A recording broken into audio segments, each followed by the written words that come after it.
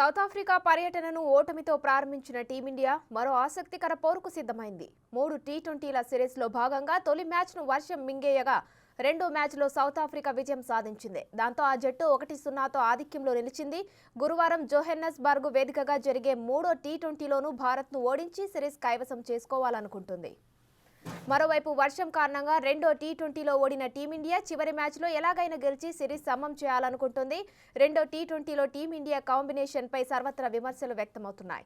శ్రేయస్ అయ్యార్, ఇషాన్ కిషన్, రవి బిష్ణోయ్, రుతురాజ్ గైక్వాడ్లను ఆడించకపోవడానికి మాజీ క్రికెటర్లు తప్పుబట్టారు.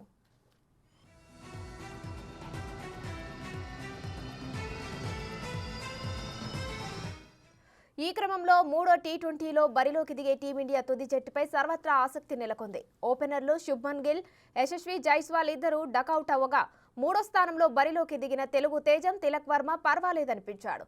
ఇషాన్ కిషన్ను వెనక్కి నెట్టి మరీ జట్టులోకి వచ్చిన జితేష్ శర్మ సైతం తీవ్రంగా నిరాశపరిచాడు.